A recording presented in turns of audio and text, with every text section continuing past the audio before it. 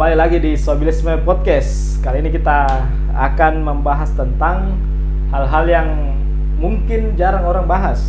Ini berkaitan dengan lingkungan.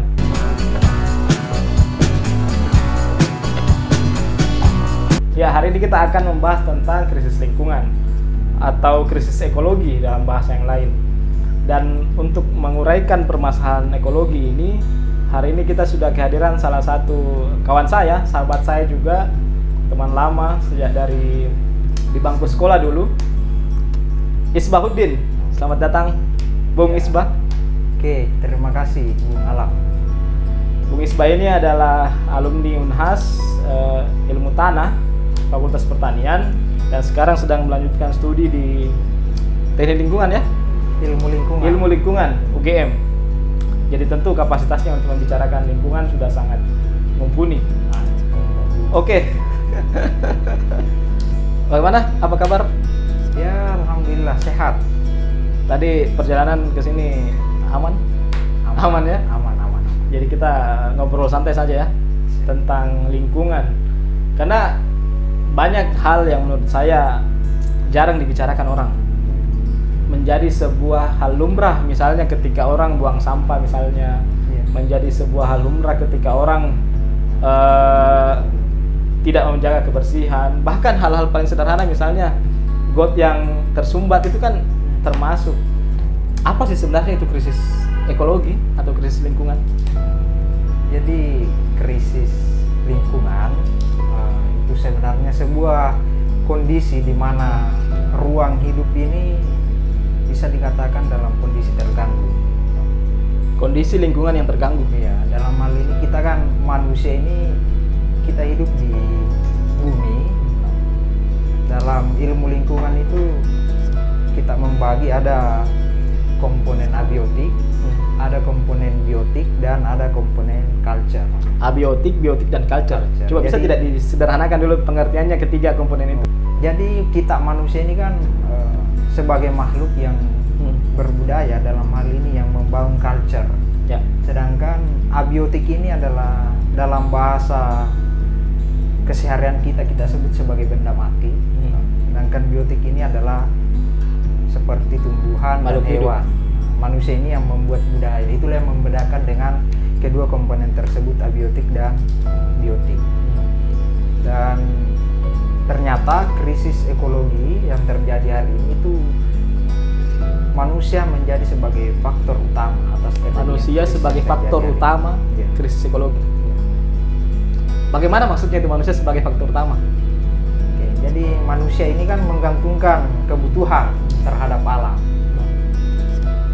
Jauh sebelum kan sudah ada tesis yang menyatakan dari Thomas Robert Malthus bahwa sumber daya alam ini terbatas, sedangkan kebutuhan hasrat atau kebutuhan dari manusia ini tidak terbatas. Sehingga proyeksi Malthus pada saat itu bahwa suatu saat nanti ini akan terjadi krisis. Sehingga diperlukan upaya-upaya agar manusia bisa terbebas dari krisis tersebut. Nah, seberapa penting sih sebenarnya kita hari ini untuk mendiskusikan tentang krisis ekologi?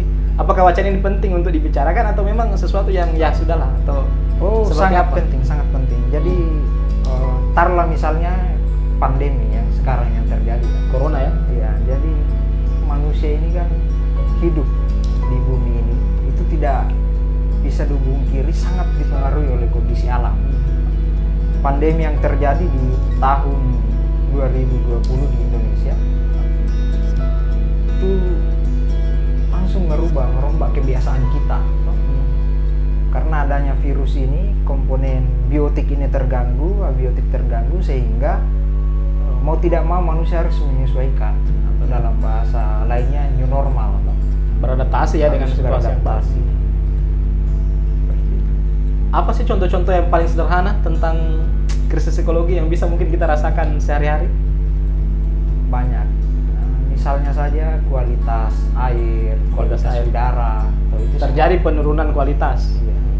Jadi memang lingkungan ini sangat berpengaruh terhadap kehidupan manusia. Ini menyangkut tentang hajat hidup orang banyak. Misalnya bagaimana polusi udara itu berdampak buruk kepada kesehatan, bagaimana ketika air tercemar itu juga berdampak buruk terhadap kesehatan manusia. Jadi memang antara lingkungan dengan manusia ini ya tidak bisa dipisahkan. Seharusnya sebagai manusia karena merasa butuh dengan alam, harusnya dia justru merawat alam ya. Iya, seharusnya seperti itu. Salah satu kritik yang biasa saya dengar tentang krisis ekologi itu kan karena eksploitasi. Bisa tidak kira-kira dijabarkan sedikit secara sederhana untuk teman-teman penonton tentang bagaimana kira-kira eksploitasi itu bisa terjadi? Kalau berbicara tentang eksploitasi ini kan pemanfaatan sumber daya alam secara berlebihan. Jadi secara etik ini terkait dengan etika lingkungan, bahwa menurut para pemikir, taruhlah misalnya Sony Kerat yang banyak juga mengupas pemikiran tentang Vijay Kapra, bahwa krisis ekologi yang terjadi hari ini itu bersumber dari kegagalan manusia di dalam memandang alam semesta. Kegagalan manusia dalam memandang alam semesta. Ada paradigma yang keliru. Nah, seperti apa itu? Jadi paradigma yang dominan hari ini, manusia ini sangat antroposentris. Antroposentris. Atau dalam bahasa lain pahamnya ini disebut dengan antroposentrisme. Jadi antroposentrisme ini menganggap bahwa alam yang ada di sekitarnya ini tidak bernilai. Dia hanya sekedar memberikan manfaat kepada manusia. Ada tidak contoh-contoh sederhana perilaku antroposentris yang biasa terjadi di lingkungan sekitar?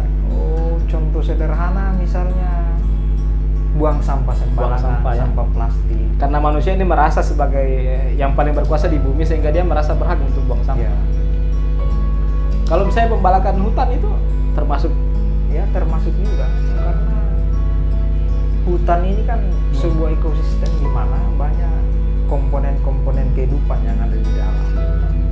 Di sana ada hewan liar, ada tumbuhan, dan masih banyak relung kehidupan di sana yang harus kita jaga. Tapi manusia yang sangat eksploitatif ini ya membuat alam ini menjadi rusak.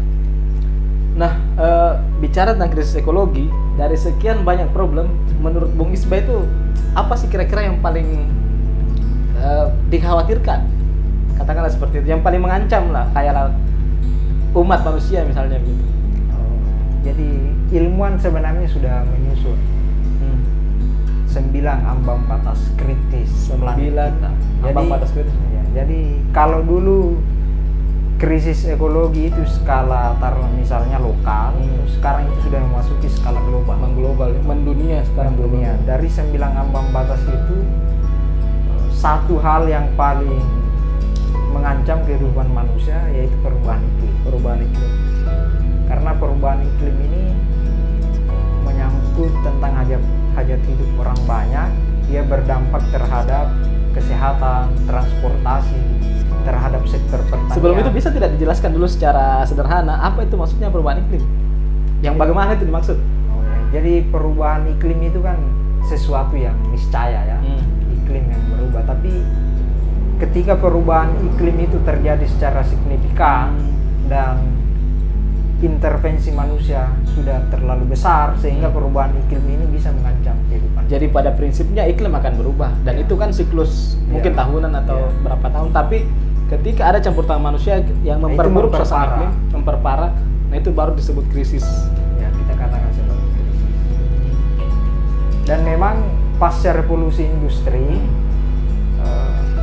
global warming itu semakin meningkat atau pemanasan global, dan ini turut memperparah terjadinya perubahan iklim.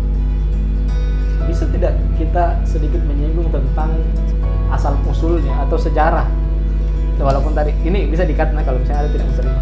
Kalau misalnya kita menyinggung sedikit sejarah tentang bagaimana sih kira-kira titik balik sehingga muncul wacana tentang perubahan iklim. Oh, iya. Bagaimana perjalanan sejarahnya sehingga pada akhirnya kita mengalami masa-masa seperti ini misalnya? Kalau perubahan iklim ya tentu ini setelah teknologi untuk mengidentifikasi perubahan iklim itu sudah ada. Karena perkembangan alat teknologi untuk mencatat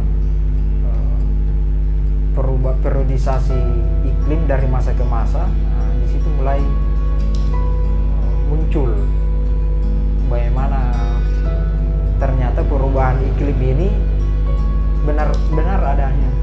Mungkin salah satu yang menandai juga ketika itu pengembangan pestisida ya dalam bidang pertanian, penggunaan DDT ya. Kalau itu terkait dengan kajian awal tentang krisis ekologi. Carson toh yang waktu itu ya di awal-awal revolusi hijau terjadi krisis ekologi yang disebabkan oleh pestisida DDT. Jadi DDT ini bukan hanya membunuh hama yang ada di Eropa waktu itu ataupun di Amerika, tapi juga turut membunuh burung-burung, serangga. Tidak hanya menyerang hama ya di tanaman, tapi juga berimbas pada makhluk-makhluk yang lain ya. Makhluk yang lain, binatang yang lain. Nah kan pada perjalanannya paradigma itu yang berkembang ya. Paradigma antroposentris itu yang berkembang. Dan sampailah kita pada titik yang disebut krisis ekologi. Atau seberapa parah sih krisis ekologi hari ini? Menurut analisisnya Bung Isbah? Kalau tingkat keparahan sih parah. Karena dari 9 ambang batas kritis itu kan sudah semua hampir mendekati. Atau bahkan sudah ada yang sudah sampai pada tahap melewati ambang batas. Ambang batas. Misalnya tadi yang saya sebutkan perubahan. Dan ancaman lain misalnya krisis air bersih global, itu juga berdampak. Tapi itu terkait erat dengan perubahan iklim. Kita bisa lihat negara-negara mungkin di bagian Eropa atau Afrika misalnya yang sudah sangat terlalu kekurangan air di sana ya. Nah, dari sekelumit problem ini, ada tidak wacana atau tawaran-tawaran solusi atau setidak-tidaknya hal apa sih yang bisa kita lakukan secara sederhana untuk setidak-tidaknya mempengaruhi atau memperbaiki yang kondisi seperti ini? Yang pastinya harus berawal dari kesadaran. Kita harus melek ekologi. Kalau bahasanya Kapra itu melek ekologi. Ekoliterasi. Ya. Kita berharap masyarakat kita ini punya kesadaran ekologis, sehingga kesadaran ekologis itu akan menjelma dalam kehidupan sehari-hari. Bukan hanya secara individual, tapi juga dalam konteks kebijakan.